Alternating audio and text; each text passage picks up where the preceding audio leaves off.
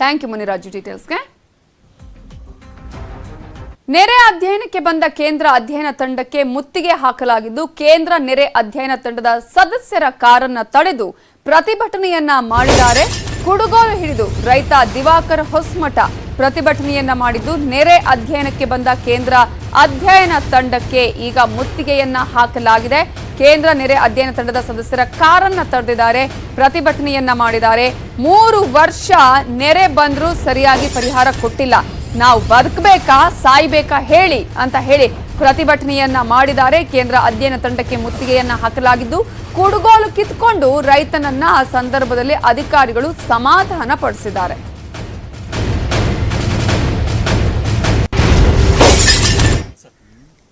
ಕೇಂದ್ರದ ನೆರೆ ಅಧ್ಯಯನ ತಂಡ ಬಾಗಲಕೋಟೆಯ ಜಿಲ್ಲೆಗೆ ಬಂದು ಅಲ್ಲಿ ಅಧ್ಯಯನವನ್ನ ಮಾಡೋದಕ್ಕೆ ಅಂತ ಬರುತ್ತೆ. ಆದ್ರೆ ಆ ಸಂದರ್ಭದಲ್ಲಿ ಅಲ್ಲಿನ ರೈತರು ಪ್ರತಿಭಟನೆಯನ್ನ ಮಾಡ್ತಾರೆ, ಕುಡುಗೋಲನ್ನ ಇಟ್ಕೊಂಡು ಪ್ರತಿಭಟನೆ ಮಾಡ್ತಾರೆ, ಕಾರನ್ನ ತಡೆದು ಮುತ್ತಿಗೆ ಹಾಕಿ ಪ್ರತಿಭಟನೆಯನ್ನ ಮಾಡ್ತಾರೆ. ಯಾಕಂದ್ರೆ ಕಳೆದ 3 ವರ್ಷಗಳಿಂದ ನೆರೆ ಪರಿಸ್ಥಿತಿ ಇದೆ, ಒಂದೇ ₹1 ಸರಿಯಾದಂತಹ ಪರಿಹಾರ ಸಿಗ್ತಾ ಇಲ್ಲ.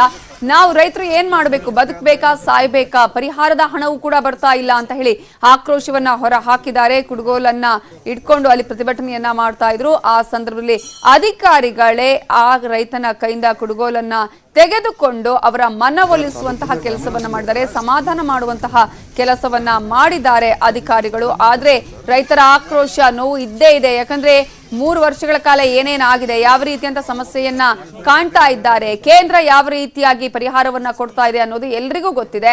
ಈ ಹಿನ್ನೆಲೆಯಲ್ಲಿ ರೈತರು ತಮ್ಮ ಆಕ್ರೋಶವನ್ನ ಹೊರ ಹಾಕ್ತಾ ಇದ್ದಾರೆ. ಇಲ್ಲಿ ಏನು ಅಧ್ಯಯನ ಮಾಡೋದಕ್ಕೆ ಬಂದಂತಹ ಕೇಂದ್ರ ನೆರೆ ಅಧ್ಯಯನ ತಂಡದವರಿಗೇನೆ ಈ ರೀತಿಯಂತಹ ಬಿಸಿಯನ್ನ ಮುಟ್ಟಿಸಿದ್ದಾರೆ.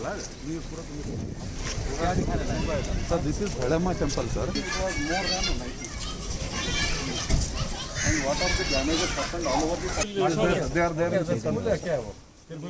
This is school, sir. Primary school.